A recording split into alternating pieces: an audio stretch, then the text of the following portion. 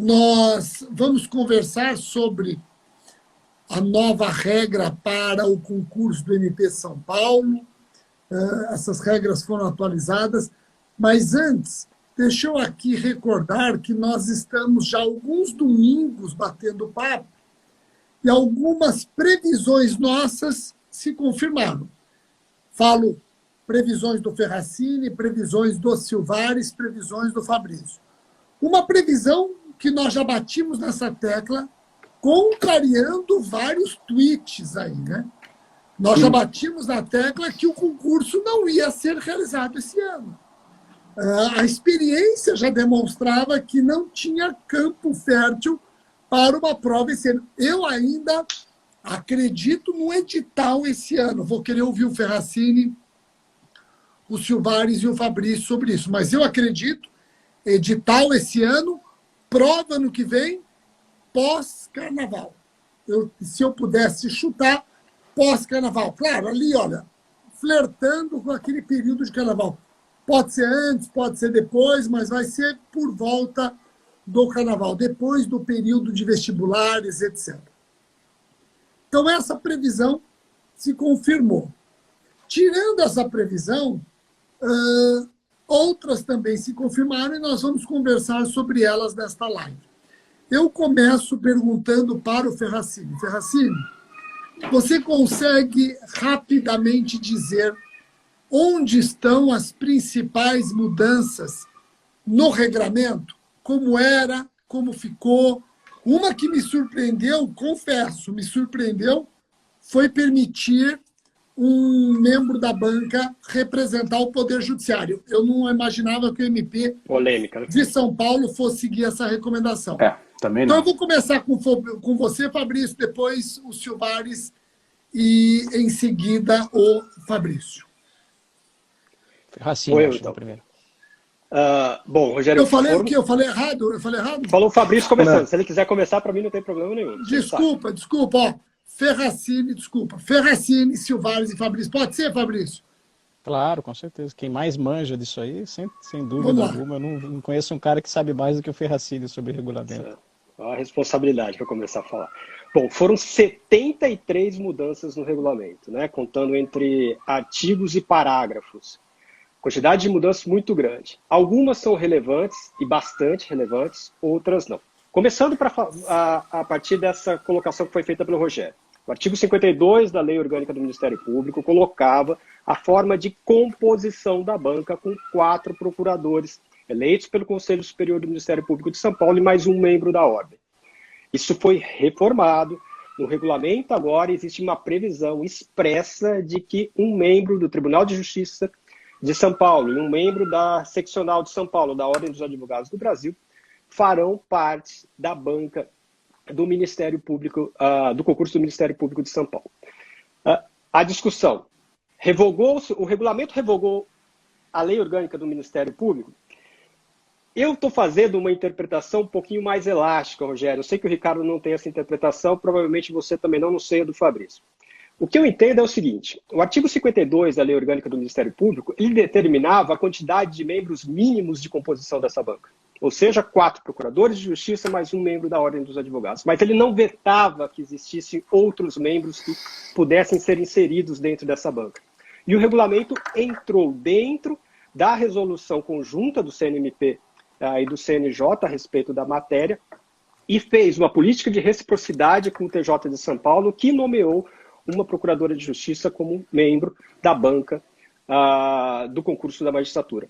Então, eu não vejo vedação, eu não vejo essa vedação ao artigo 52 da lei orgânica. Tá? Eu acho, no meu entendimento, o que determina o artigo 52 é uma composição mínima. Nada impede que fosse inserido outros membros dessa banca. O que impede que existissem outros membros da OAB ou do Ministério Público, mas não da magistratura. Tá? Então, para mim, a resolução não fere a lei orgânica e dá essa possibilidade que o regulamento colocou. Mas existem várias passagens muitíssimo interessantes, e aí eu vou pelo teu comando para onde a gente vai encaixando o debate dessas daqui. Tá? Não, pode começar, pode falar, e aí, Ricardo e Fabrício, se vocês concordam, Ferracini vai tocando e a gente vai intervindo. Então, o Ricardo fala, deixa eu fazer uma observação, tal. Vamos concentrar em você. Só uma coisa, quem está nos assistindo, saiba que todas essas mudanças anunciadas pelo Ferracini, 73, algumas de maior envergadura, outras de menor envergadura, mas essas mudanças já estão sendo consideradas no nosso grupo de estudos para o MP São Paulo, para o 94º concurso do MP São Paulo. Sim. E também, se você não é aluno do grupo de estudos do 94º concurso de ingresso carreira do MP São Paulo do RS Online, nós temos turmas abertas para rodadas de simulados. E vamos lançar, fique atento, que logo que sair o edital, nós vamos lançar um grupo de estudos pós-edital. Agora, não faça como alguns fizeram no grupo de estudos pré-edital, ficaram esperando e as vagas acabaram. Nós trabalhamos sempre com vagas limitadas. Então, as observações que o Ferracini, o Silvares e o Fabrício farão comigo hoje, essas observações já estão sendo incorporadas nos nossos grupos de estudos, pré e pós-edital. Manda ver, Ferracini. Posso só fazer uma observação, então, Rogério, para a gente passar desse ponto e não precisar mais voltar nele? O meu medo em relação ao artigo 52 eu acho pouco provável, mas acho que é apenas tumultuar o concurso com medidas judiciais, por exemplo.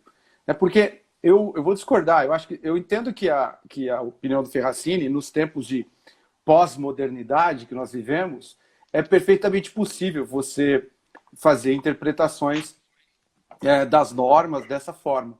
Mas me parece que a regra há uma dificuldade interpretativa aí grande, né? Porque o artigo 52 fala que a comissão é presidida pelo procurador-geral e composta de 4 procuradores de justiça eleitos pelo Conselho e de 1 representante do Conselho. Então, me parece que a lei orgânica ela engessou, sim, a forma de composição do Conselho da Comissão de Concurso. No entanto, eu acho que isso é algo que vai acabar ficando superado, de fato, pelo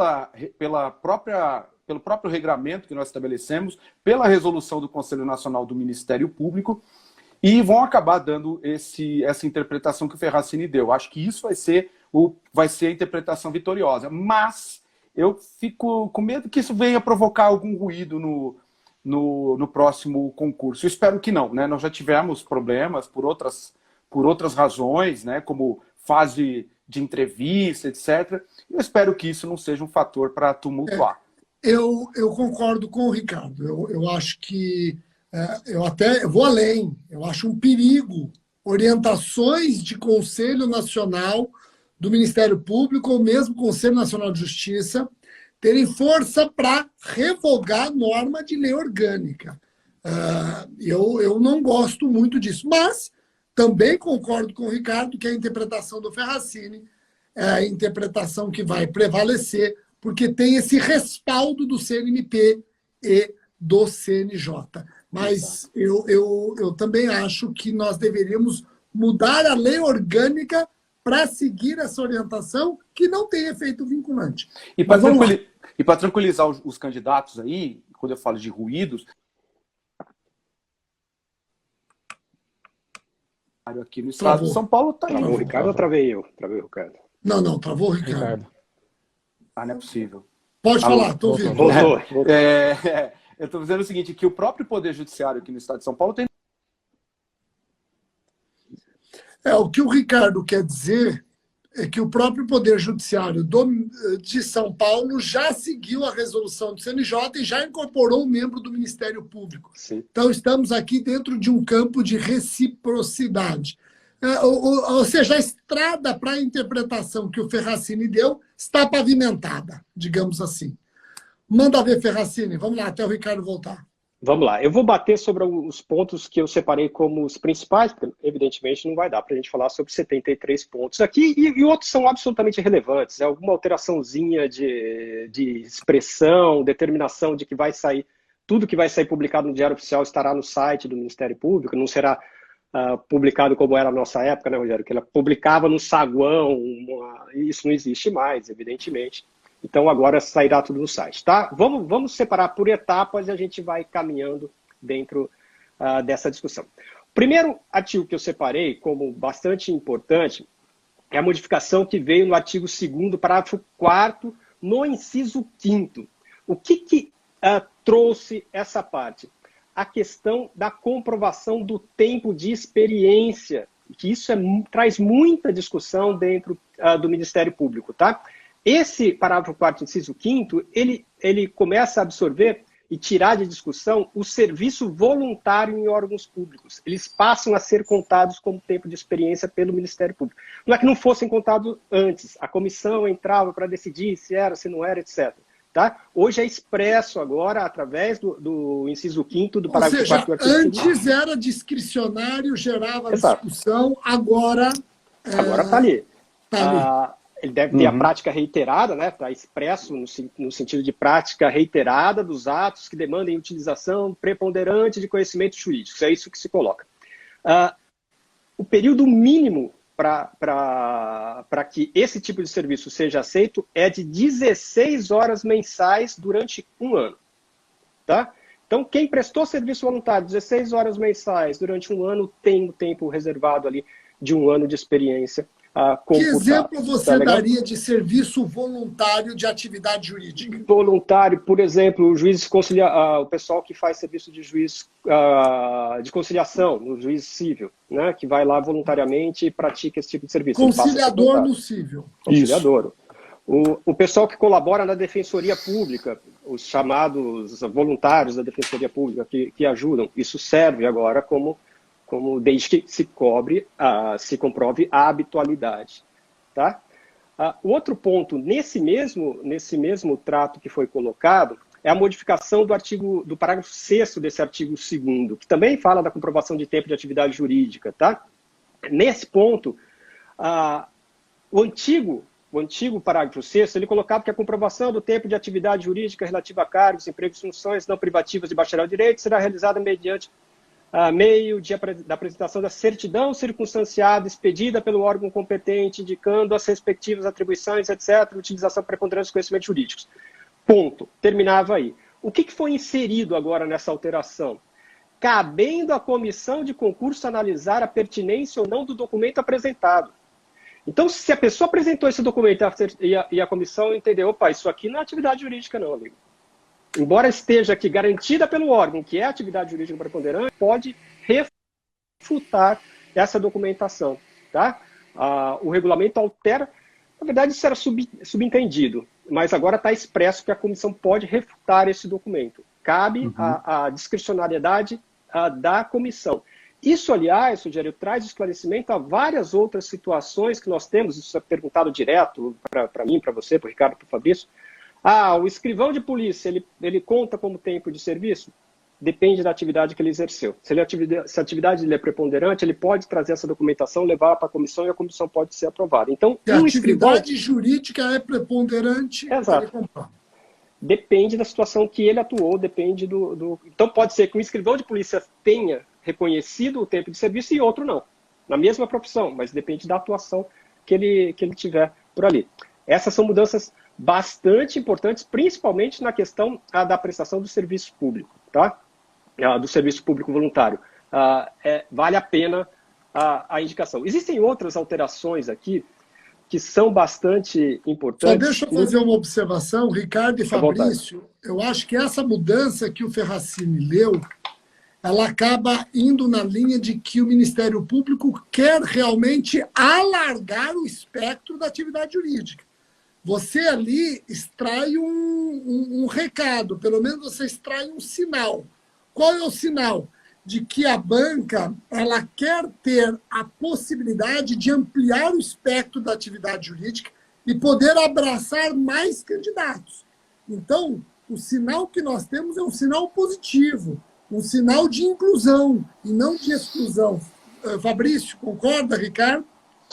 Sim, no final quem perde é o órgão, né, Rogério? Porque quando você é muito restritivo, o candidato que está chegando na fase de apresentar atividade jurídica é que ele está no oral.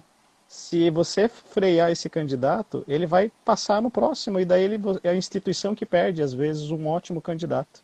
Passa no próximo, às vezes, em outro concurso, outra carreira. E outro concurso. E Não, outro concurso. não necessariamente, porque são vários concursos ao mesmo tempo, a pessoa não aguenta ficar, não, vou esperar daqui 2 anos para prestar de novo, 1 ano. E muitas vezes a experiência é relevante, né? E principalmente, por exemplo, o Ferracini deu um exemplo perfeito aí, que é o exemplo do conciliador e tal. A experiência que eles trazem dessa atividade, eu já conheci gente que fazia isso, estagiário e tal, que depois foi fazer isso, foi fundamental, porque traz uma experiência dessa noção de consensualidade, que hoje cada vez mais isso é empregado. E hoje os promotores têm muita dificuldade, né, Rogério? A gente atende muitos colegas com muita dificuldade em fazer uma negociação de um acordo de não persecução. Então, assim, eu acho que esse alargamento, ele sim, bastante salutar e pode ser muito proveitoso para a carreira. É que tem colega que entrou, praticamente todos, o colega entra no modelo de justiça. E agora ele está sendo obrigado a trabalhar com um modelo de justiça diferente, um modelo de justiça consensual. E às vezes ele quer continuar na justiça conflitiva, ele refuta o novo, ele teme o novo. Então, esse candidato com predicados de consenso, que sabe trabalhar instrumentos de consenso, bem trabalhar essa aproximação entre as partes envolvidas, poxa, é o que nós precisamos, né? Vamos lá, Ferracini. Exatamente. Bom, pessoal, existiram várias modificações no que tange a pessoa com deficiência, tá? Várias modificações. Eu não vou ficar enumerando aqui, porque a gente se estenderia muito. Vou me ater aos pontos principais dessas modificações. Só fazendo um paralelo, Rogério, esqueci de falar isso no começo. Para os nossos alunos, a pedido do Felipe Didier, eu fiz um estudo comparativo do regulamento antigo com o regulamento novo. Então, vai existir um estudo com tabelamento do regulamento antigo, o que foi retirado do antigo para o novo, grifado, o que foi substituído. Então, ponto por ponto, das 73 alterações, está sendo entregue para eles, para a editora amanhã, e eles já vão repassar para os nossos alunos, todos eles que forem prestar e que tiverem interesse, mesmo os alunos de outros estados que tenham interesse em prestar no Ministério Público de São Paulo, tudo isso vai ser passado ponto a ponto para que vocês não tenham qualquer dúvida, que fiquem todos sanados. Além disso, se quiserem me perguntar, o recurso do Tira Dúvida com o Professor lá está aberto nesse sentido também. Tá bom? Voltando, então. Bom, primeiro ponto que é preponderante. A pessoa com deficiência, ela deve comprovar essa deficiência através de laudo agora, tá? Laudo com 180 dias de validade a partir do momento da entrega. Isso modificou, era 90 dias. E a indicação do CID deve constar no laudo, tá? Da deficiência que é portada por essa pessoa, ela deve constar o CID expresso no requerimento a ser feito no momento da inscrição. Agora, então modifica-se a forma como antes era feita, tá? Essa parte eu vou passar só rapidinho para falar para vocês. Importante é o alerta que você fez. Candidatos que vão concorrer em vagas de pessoas com deficiência, fique atento, muitas mudanças. Agora, o que é muito interessante e preponderante para quem é negro, para quem é a pessoa com deficiência, e para os demais candidatos relativos à modificação do regulamento. Veja, o artigo 4º, parágrafo 14º ele colocava anteriormente, a redação era a seguinte: os candidatos portadores de deficiência concorrerão a todas as vagas oferecidas somente utilizando-se das vagas reservadas quando tendo sido aprovados com insuficiente classificação obtida no quadro geral de candidatos para habilitá-los à nomeação. Isso modificou completamente.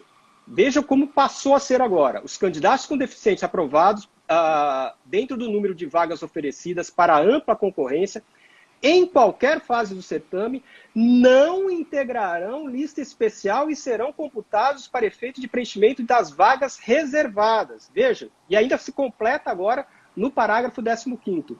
A circunstância do candidato ter integrado a lista especial nas fases preliminar ou escrita não impede sua aprovação final na ampla concorrência, na forma do parágrafo anterior, que eu acabei de ler.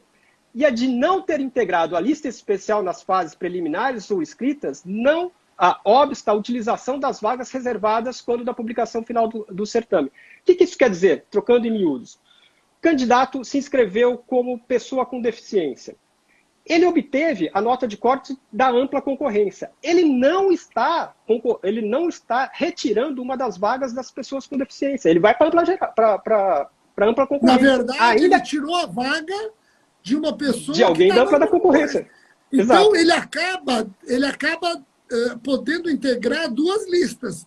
Ele pode integrar a ampla concorrência. Se ele não conseguir integrar a ampla concorrência, vai para outra. Aí ele está na E se ele não especial. integrar de início a ampla concorrência, ele pode depois entrar pela lista especial. Pode, isso que é o legal. Veja, isso é ação afirmativa, tá, gente? Isso é a definição do cerne do que seja uma ação afirmativa. O Ministério Público está, assim, eu vibrei quando eu li isso aqui, porque, poxa, tinha acabado de escrever um artigo sobre isso. E isso é ação afirmativa. Ou seja, você está colocando uma pessoa negra, colocou na ampla concorrência. Ele passou na primeira fase com a ampla concorrência. Ou seja, vamos supor, a nota de corte passada foi 83, ele fez 84, foi para ampla concorrência. Chegou na segunda fase, ele não conseguiu a nota de corte da ampla concorrência. No entanto, ele fez mais de 50% da prova, que agora a gente vai conversar sobre isso. Ele vai para a última fase, mas na lista das pessoas especial. Chegou na lista especial, na prova oral, ele consegue a nota da ampla concorrência. Ele volta e abre a vaga dele para outra pessoa negra e não para ampla concorrência. É a acepção do termo de ação afirmativa. Tá? Isso é muito legal. Isso está sendo aplicado tanto dentro das faixas da lista especial de pessoas com deficiência quanto de pessoas negras. Tá? O regulamento alterou isso completamente. Isso é bastante positivo, é um avanço imenso dentro do regulamento do Ministério Público de São Paulo. Não tem nenhum concurso, né, Ferracini, que tem essa regra? Com esse regulamento, não. Eles poderiam ter até aplicado, mas explicitamente, da forma como foi feito no Ministério Público de São Paulo, não. Legal. Foi um trabalho assim, fantástico. Isso é muito bom, porque veja que o regramento anterior ainda falava em pessoa portadora de deficiência. Sim, então você via algo extremamente ultrapassado até na própria etiqueta. Então, eles atualizaram e deram aí uma hidratada na ação afirmativa com letras garrafais, merecendo aplausos. Foi assim, uma inovação muito, muito, muito legal mesmo. Eu achei uma grande evolução do regulamento nesse sentido. Lembrando, tanto para pessoas negras quanto para pessoas com deficiência, vale esse regramento, tá? Vale esse regramento que está sendo colocado agora com essa inovação. Outro avanço que nós tivemos é no tocante ao tempo de prova para as pessoas com deficiência e para as lactantes, para as candidatas que estão amamentando, tá? A pessoa é considerada lactante para o concurso do Ministério Público desde que ela esteja com um bebê de até 6 meses, esteja amamentando. Tá? Passou de 6 meses, está fora do regulamento. Até 6 meses, se estiver amamentando, ela tem o direito de amamentar durante a prova e mais, ela tem a possibilidade de uma extensão de tempo de até 60 minutos para a feitura da prova. Tá? A prova, então, que na primeira fase que dura 5 horas, na segunda fase que duram 4 horas, elas podem ser prorrogadas de até 6 e até 5 horas para as lactantes. E também para as pessoas com deficiências, desde que autorizado pela comissão, no caso das pessoas com deficiência, tá? Porque depende da deficiência. Depende da deficiência a ser colocada. Também um grande avanço, né? Adotando uma série de políticas nesse sentido, da lei de não discriminação da mulher, né, das convenções que o Brasil, principalmente da CEDAW, né, que é a principal convenção em relação à impossibilidade de discriminação da mulher. Outra alteração que é importante, vale até a pena falar sobre essa, o artigo 6º, parágrafo 11º do regulamento. Também fala das pessoas com deficiência. As pessoas com deficiência que quiserem de algum tipo de ajuste para a feitura das provas, ou auxílio de terceiros, ou mecanismo para a feitura da prova, eles podem requerer, tá? Eles podem requisitar isso. mas eles devem requerer no formulário de inscrição. Antes não era assim, tá bom? Antes era o requerimento era feito para a comissão que analisava antes das provas. Agora é no regulamento de inscrição. Por quê? Porque a adaptação passa a ser feita pela VUNESP e não pelo Ministério Público de São Paulo. Tá? Então, dá para ser feito esse requerimento com todas as formas. E mais do que isso, as pessoas que que tenham deficiência, ou pessoas que não tenham essa deficiência, mas que necessitam de algum tipo de auxílio, as pessoas com deficiência que não se declarem como tal, porque é opção da pessoa com deficiência se declarar ou não com deficiência para a feitura da prova. Tá? Se ela não quiser se declarar, não se declara e vai para a concorrência, tranquilamente. E para as pessoas que não são reconhecidas como com deficiências, tá? Pessoas que não sejam reconhecidas como pessoas com deficiência, de acordo com as convenções, elas podem, mesmo assim, pedir o auxílio para a feitura da prova, justificando esse pedido. O Ministério Público dará o amparo para essas pessoas, inclusive amparos com computadores, tá? Para a feitura mesmo da primeira fase, coisa que era vedada pelo regulamento antigo, agora é possibilitada. Tá? Isso também foi possibilitado. E agora vamos chegar na parte mais polêmica, que foi a alteração do artigo 7º. Né? O artigo 7º, o que fala o artigo 7º? Pessoal, a parte das matérias que caem na prova. Não foram alteradas as matérias, mas foi alterado o parágrafo 1º do artigo 7º. E o que fala esse artigo 7º, parágrafo 1º? Ele determinava quais eram as matérias que obrigatoriamente tinham que ser questionadas por examinadores diversos. Elas não poderiam ser acumuladas. Quais eram essas matérias anteriormente? Direito penal, direito processual penal, direito civil, direito processual civil e direito constitucional. Tá? Eram 5, agora passam a ser 6. Interesses difusos passou a ser matéria obrigatória de ser questionada por examinador diverso, exatamente pela chegada do examinador do Tribunal de Justiça. Do tá? 6º. Do 6º. Mas isso modifica aquela continha que a gente fazia de separação de matéria de quem é que vai... E já dá para imaginar, Ferracini, o que deve ficar para o examinador da ordem e o que deve ficar para o examinador do judiciário, né? Exato. O parágrafo 2º fala isso. Tem um parágrafo... Exato. É aí. O parágrafo 2º não foi modificado, tá, Ricardo? Mas não, o parágrafo mas ele vai esclarecer algumas coisas importantes aí. Ele especifica que obrigatoriamente devem ser examinados por examinadores do Ministério Público de São Paulo interesses difusos, processo penal e direito penal. Tá? Dá para você repetir, porque cortou um pouquinho. Vamos lá. O parágrafo 2º do artigo 7º, ele fala que necessariamente serão examinados por procuradores de justiça direito penal, direito processual penal, direito interesses difusos e direitos humanos. Direitos humanos, ele pode ser cumulado. Essas outras 3 não podem ser cumuladas. Então, o membro da ordem e do TJ, ele deverá examinar uma dessas 3 matérias como obrigatórias. Civil, processo civil e constitucional. Qual que é a diferença dessas matérias? Constitucional são 12 questões. Processo civil e direito civil são 10 questões. Quem é que decide o que examina o quê? Pelo regulamento do MP, isso não foi modificado. A comissão ela vai ser eleita e, a partir de eleita, ela deve imediatamente determinar a reunião de início dos trabalhos. Nessa reunião de início dos trabalhos, ela define as matérias que os 4 procuradores de justiça examinarão.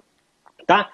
E determina ofício à Ordem dos Advogados do Brasil e ofício ao Tribunal de Justiça de São Paulo, requerendo a indicação dos membros da comissão, tá? Ou seja, o membro do TJ e o membro da OAB, indicando as matérias que serão examinadas por eles. Então, a comissão já indica as matérias. Eu acho muito, muito, muito improvável que seja cedida direito constitucional para os membros da ordem e do TJ. Tá? Por que isso? Por corporativismo? Não, porque o concurso é do Ministério Público de São Paulo. Então, por óbvio, sim, que os procuradores de justiça do Ministério Público de São Paulo deverão fazer mais questões para as pessoas que estão sendo candidatas. Né? Indica-se que sobra direito civil e processo civil para os 2 membros. Tá? Humanos vai ser certamente questionado por membro do Ministério Público de São Paulo. O que sobra dessas matérias, então, para os três outros procuradores de justiça, para o membro do TJ e para o membro da OAB? O direito administrativo, que são 10 questões, e que historicamente, pelo Ministério Público de São Paulo, é questionado pelo mesmo examinador de direito constitucional, tá?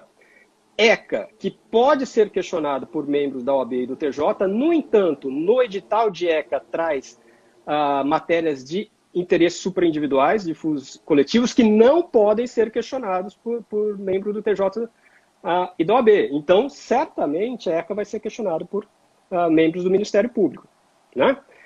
Eleitoral, que são 3 questões, empresarial 4 e direitos humanos 4. Tá? Direitos humanos já está ali. O que sobra? Tendência que sobre.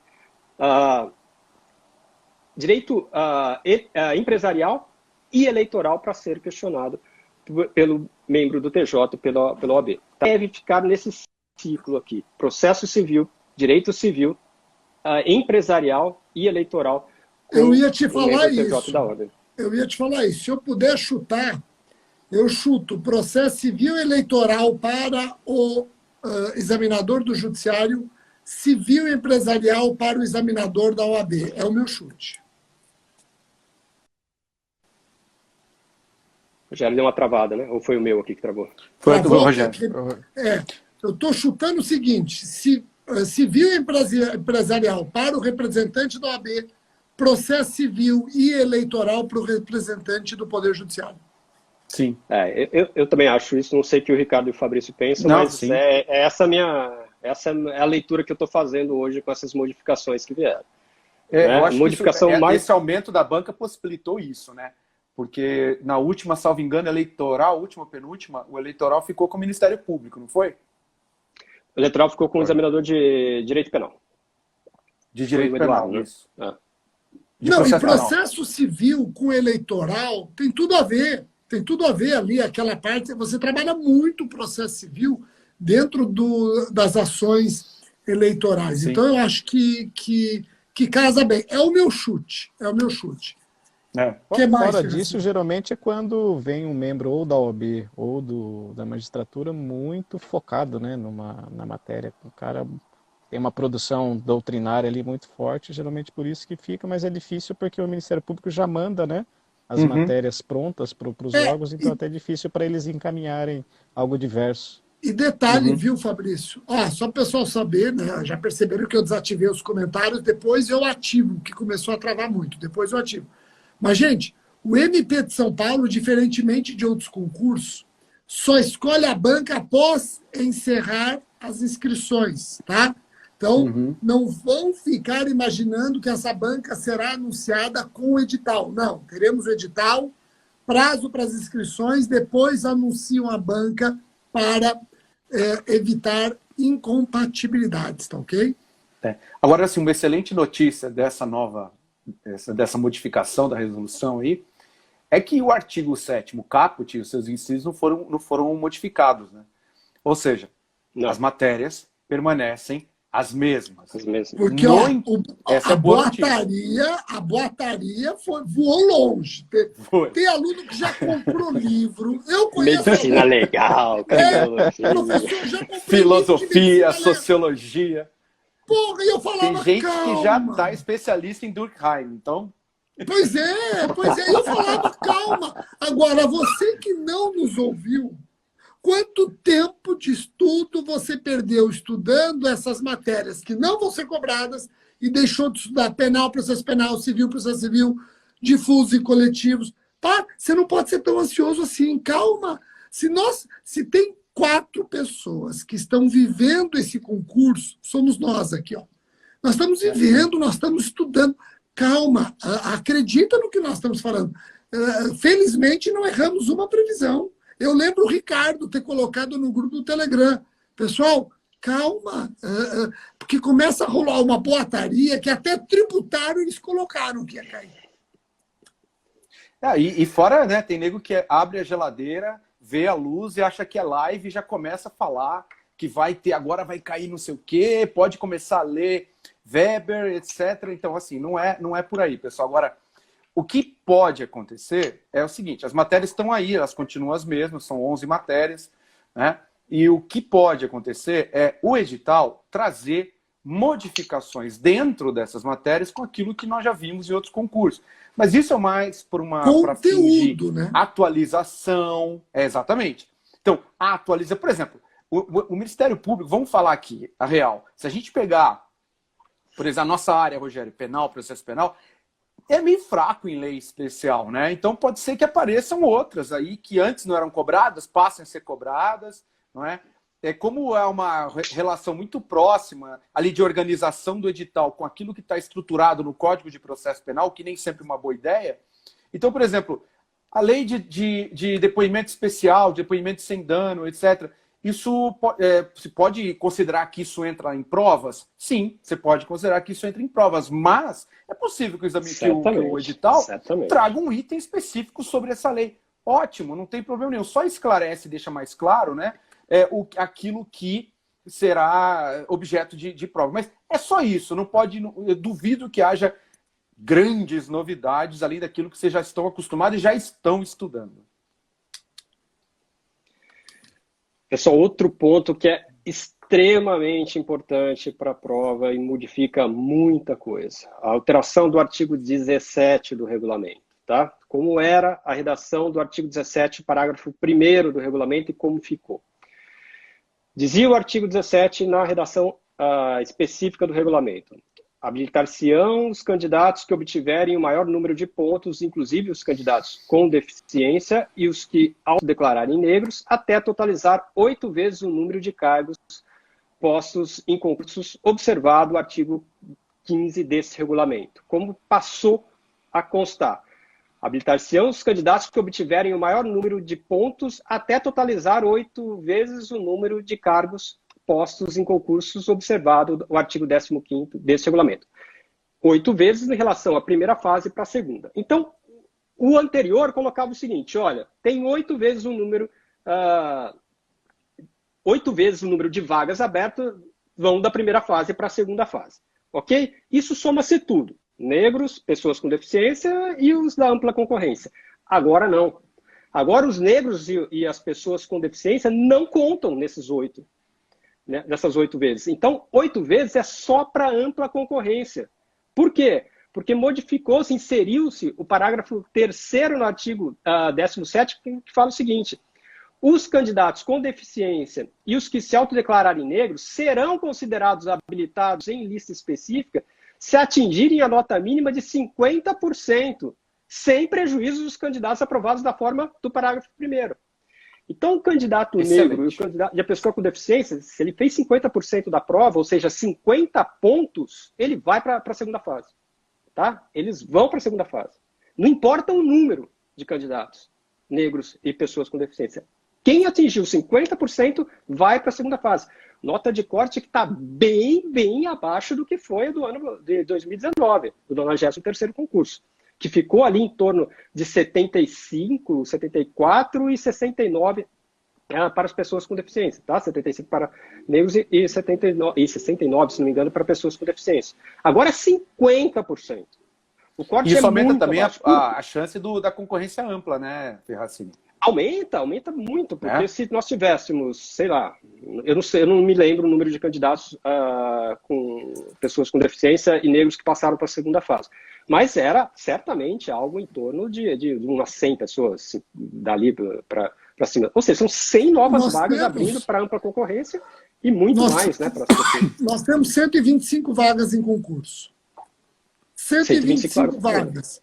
Vezes 8, considerando os empatados, mais aqueles que estão disputando pelas cotas negros e pessoas com deficiência, eu acredito que nós vamos ter em torno de 1.400 pessoas indo para a segunda fase. É isso. Isso. Meu cálculo está mais ou menos isso, 1.300, 1.400.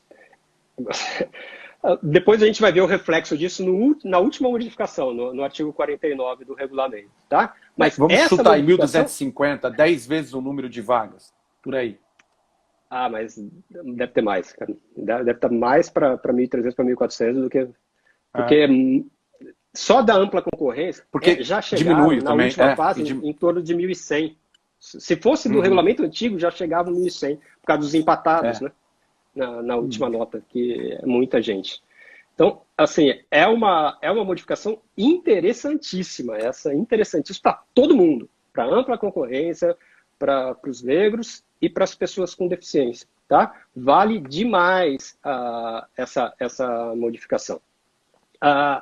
Outro ponto específico, bom, na prova escrita, eu ia falar sobre isso, mas na prova escrita, aquela regra da mulher que está amamentando e também das pessoas com deficiência que peçam a prorrogação, ela é válida para 60 minutos de prorrogação para a prova aqui, tá? Foi uma nova inserção do regulamento.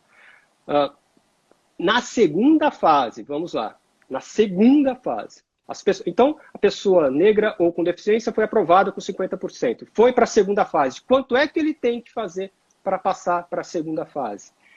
Segunda fase, não, para a fase oral. Para passar da segunda fase para a fase oral, né? Para a prova da segunda fase, ela tem que fazer 5. Então, vamos repetir. Repete pontos. o seguinte. Ó, você está falando agora, você está falando diretamente para negros e pessoas com deficiência.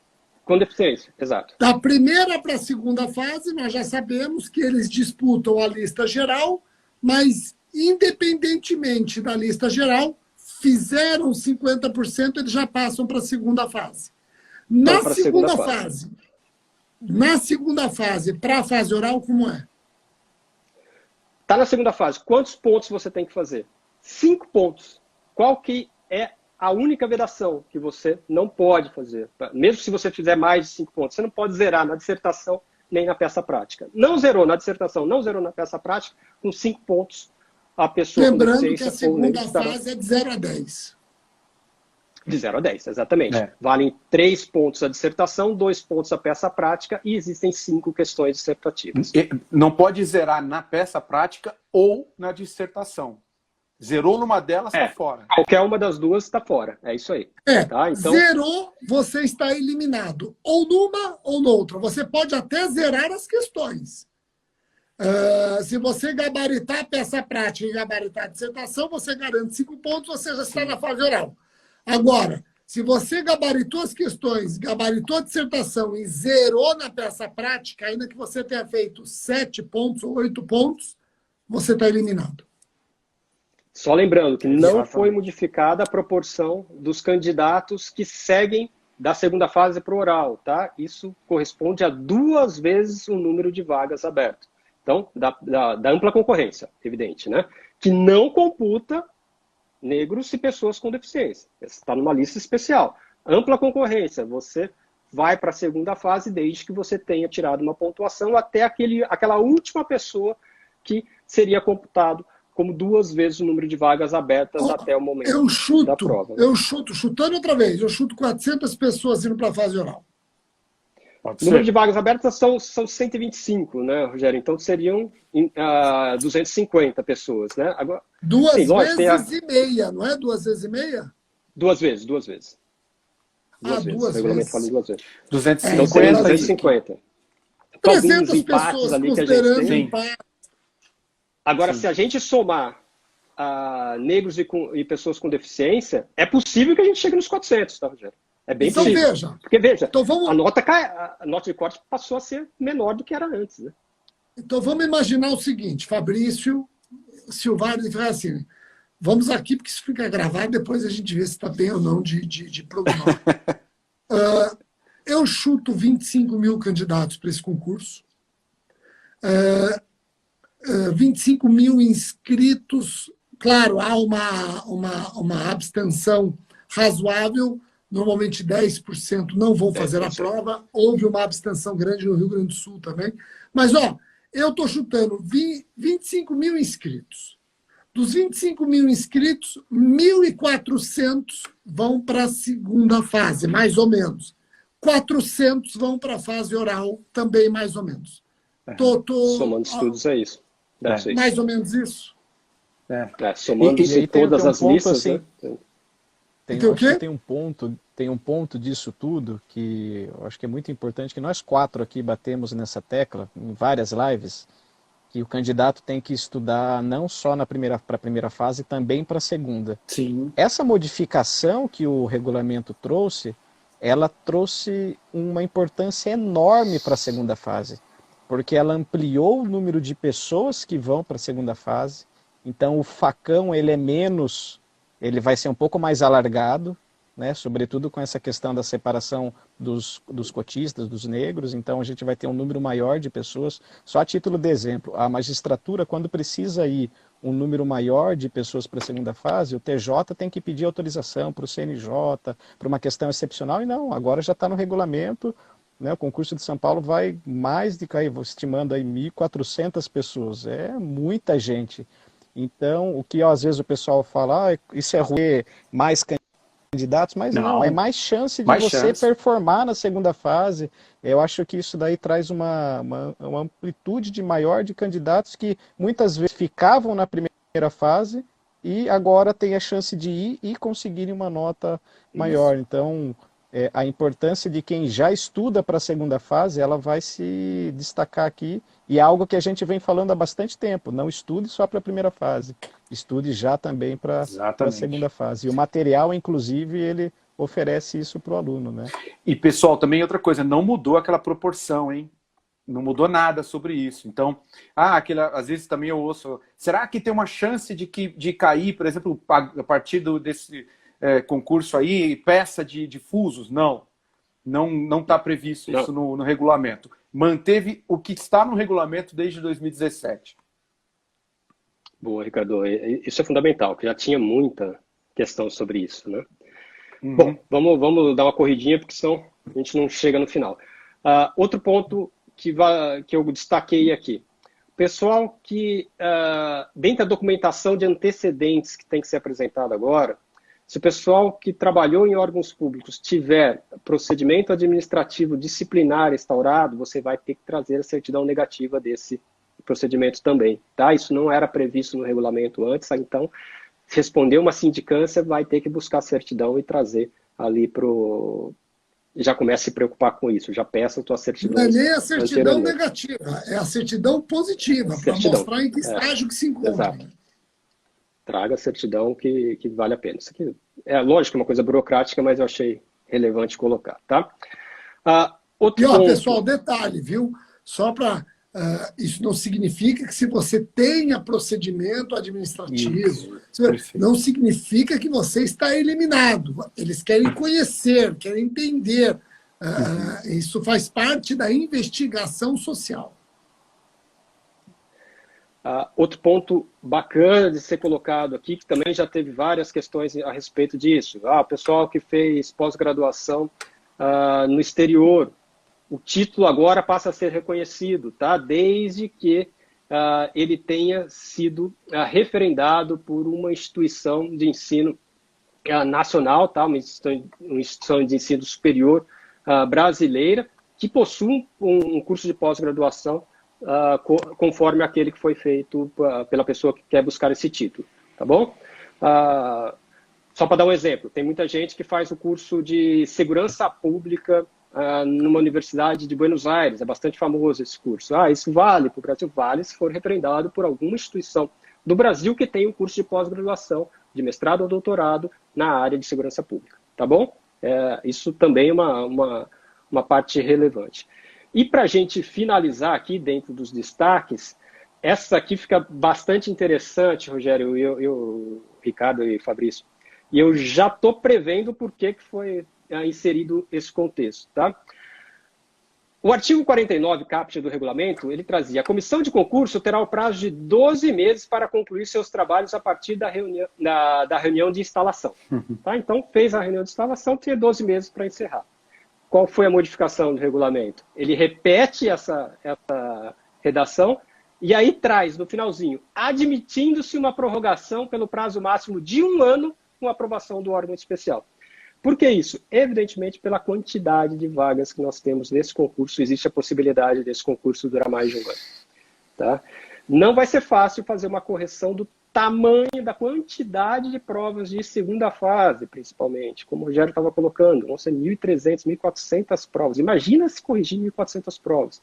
Agora, imagine fazer 400 orais.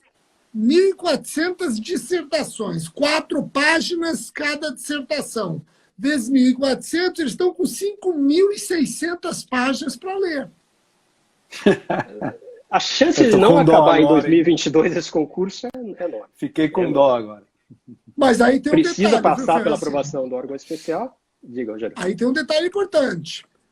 Quando um concurso ele está projetado para demorar mais, esse é o tipo do concurso que no seu interregno surge um concurso novo. É isso.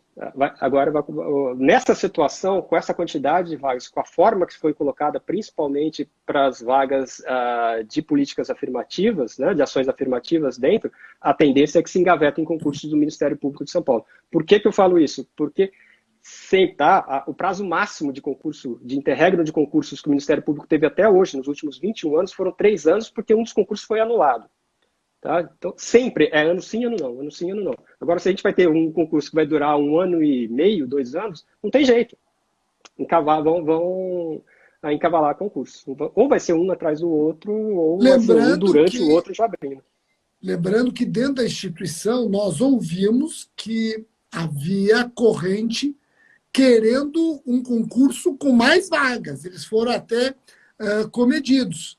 Queriam colocar em concurso mais vagas. Então, tem vagas projetadas para um próximo concurso com esse andamento, né?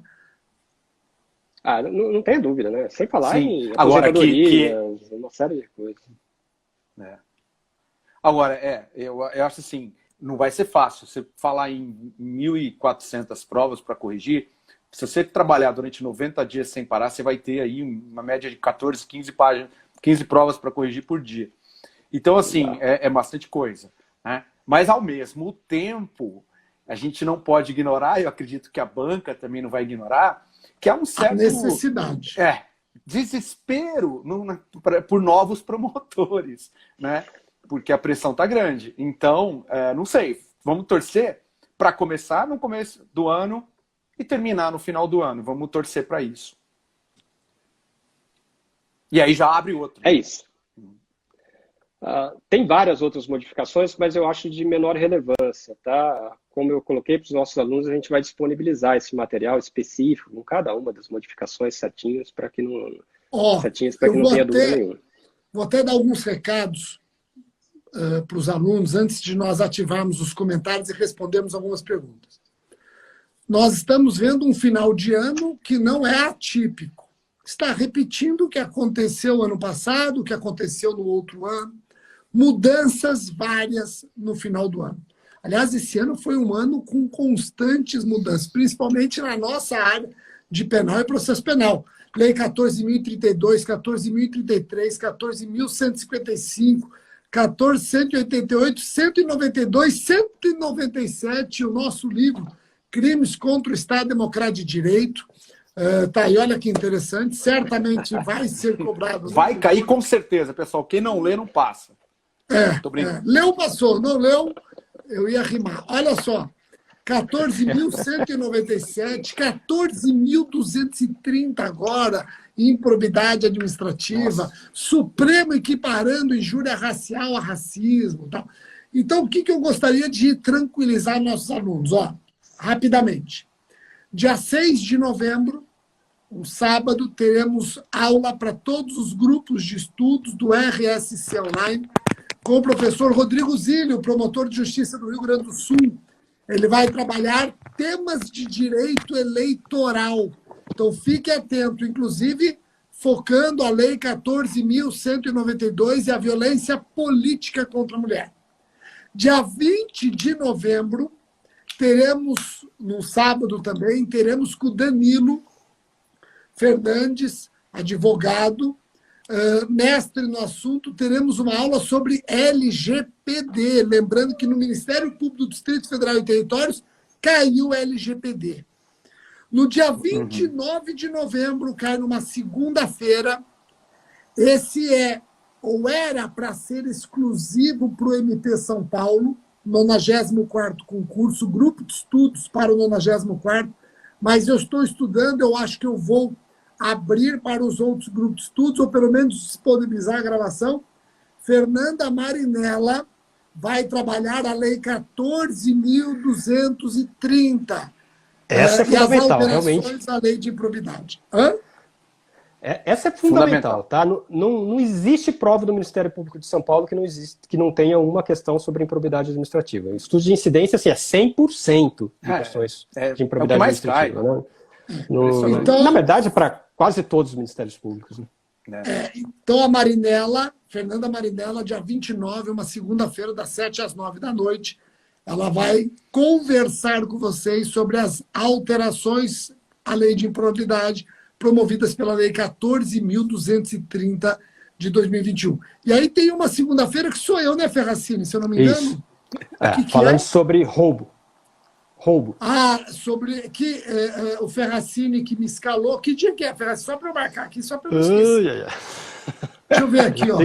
Tem que entrar aqui. No... É dia 8 de novembro? Acho que é dia 8 de novembro, não é? Deixa eu puxar aqui. Eu acho que não é? Durante a semana, não é? Acho que é 8 de novembro, não é não? Vê aí. Bom, eu marquei aqui. Deixa eu parar isso aqui. Se não for, a gente... Mas deve ser, porque daí... Deve ser, porque dia 15 é feriado, 22 eu não posso, e 29 é a Marinella. Bom, por que o Ferracini escolheu aula de roubo? Eu vou ministrar aula de roubo. Porque quando eu dou aula de roubo, eu não só estou trabalhando estatisticamente o crime contra o patrimônio, que mais cai no seu concurso, como também o crime de roubo me permite dialogar com a lei dos crimes hediondos. Hoje, tirando o roubo simples e o roubo do parágrafo 2º, que tem modalidades de crime hediondo, no mais, o roubo sofre os consectários da Lei 8.072/90. Isso vai repercutir na Lei 8.072/90, claro, e vai repercutir também na Lei de Execução Penal. Vai repercutir, obviamente... Dialoga até com o Estatuto, né? Dialoga até com o Estatuto de Desarmamento, né, Rogério? Sem dúvida, sem dúvida. Muita dúvida sobre isso.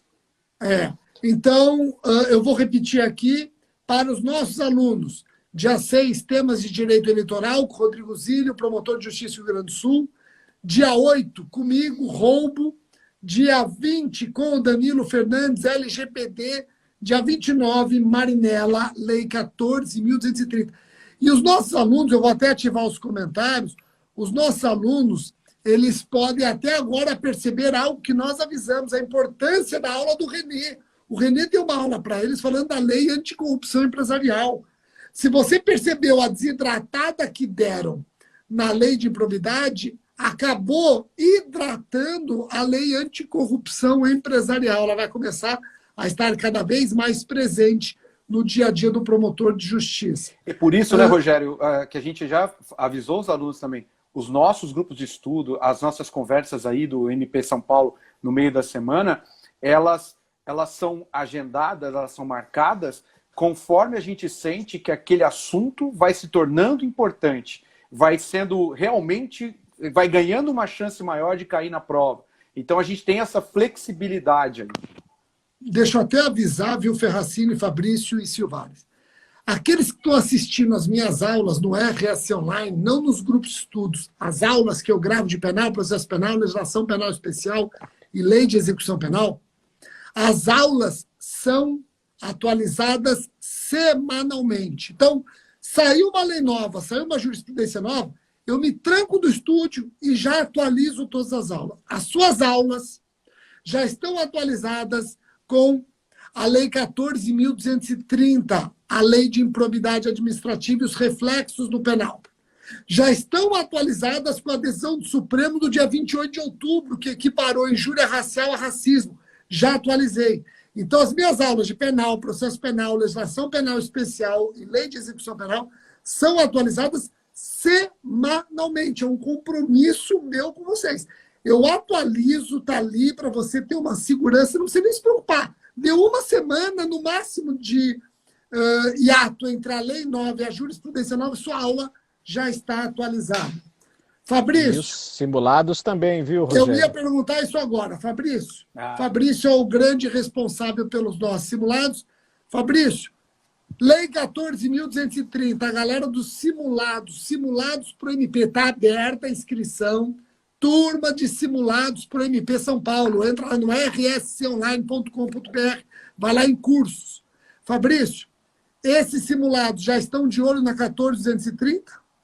Já estão de olho, né? A gente já tinha feito alguns simulados, né? Que os novos já estão sendo atualizados, mas além dessa lei, todas as alterações eleitorais, todas as alterações cíveis, enfim, processo penal, processo civil, tudo que tem de novidade legislativa a gente tem procurado abordar, porque com certeza vai ser uma tônica, né? O pessoal não pode esquecer, a gente está quase 2 anos sem concurso.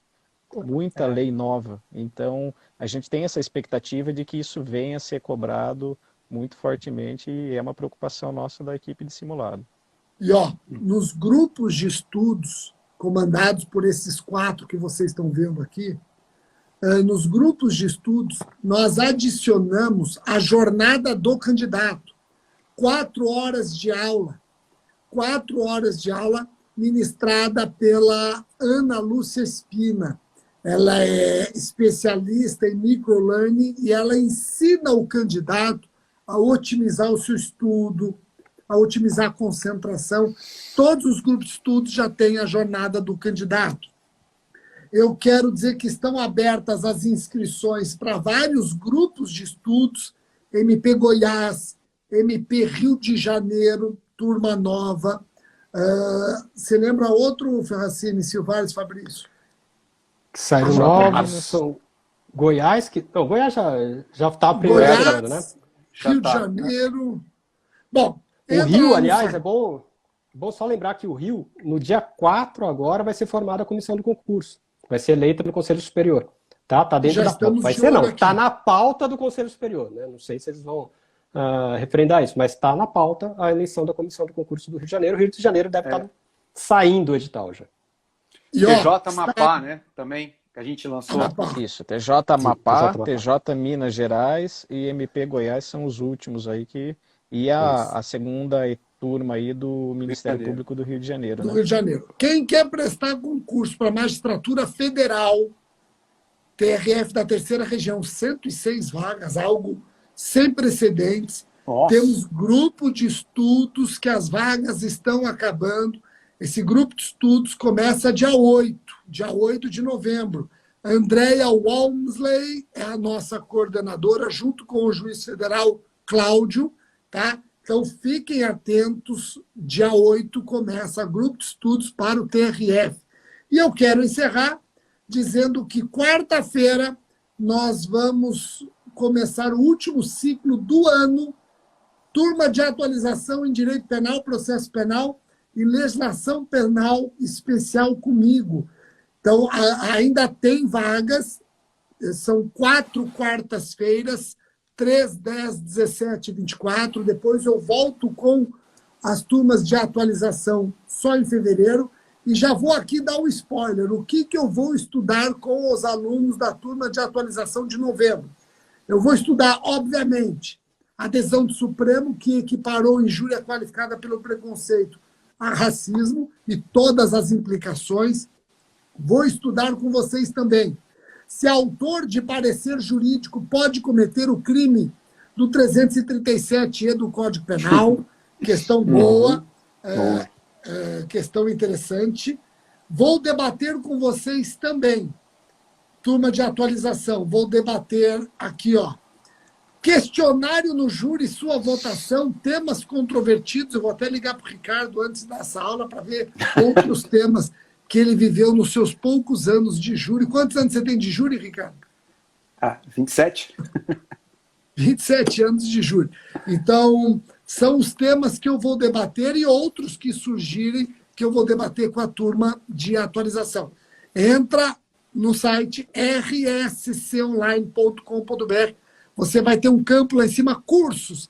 Clicou em cursos, é só você ir rolando a barra e você vai analisando os cursos, acessa, lê, tem material para você degustar, fica tranquilo, tá bom? Galera, MP Pernambuco, não temos ainda está em curso o grupo de estudos do MP de Pernambuco, não está? Sim. 7ª semana já. 7ª semana. Se acabar esse grupo de estudos e ainda não abrir o concurso, aí lançamos nova turma, fica tranquilo, Luciano. Eu acho que foi o Luciano. Luciano, foi você que mandou o WhatsApp para mim? Acho que foi ou não. Não lembro se foi o Luciano. O Alexandre perguntou dessa live aqui, ela fica no YouTube, né?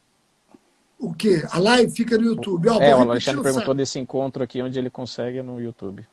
Vou repetir o site aqui. O site é rsconline.com.br. rconline.com.br. Tá bom? rsconline.com.br. Gente, obrigado. Vamos então curtir o que sobrou do domingo. Segunda-feira, para mim, vai ser uma segunda-feira de muito trabalho. Terça-feira, a mesma coisa. E quarta-feira, idem. Desde o começo da pandemia, eu vivo 7 segundas-feiras por semana. Gente, obrigado. Ferracini, obrigado. Ô, Fabrício, enquanto você não tiver a camiseta, você não participa mais das lives, tá? Camiseta e caneca. Tem que... Estou esperando. Eu tô vendo que eu vou ter que buscar essa daí, hein, Rogério? Não, nós vamos ter que fazer o nosso almoço de final de ano, né? Então, estou vendo que vai ter que ficar aí. Eu até quero mandar um motoboy levar para ele, mas quando eu ligo para ele, eu falo, eu estou em Assis. Eu não vou mandar um motoboy para Assis. Gente, obrigado então, Fabrício, obrigado, Ferracini, Silvares. Até o próximo. Valeu, um abraço, gente. Até o próximo. Tchau, tchau.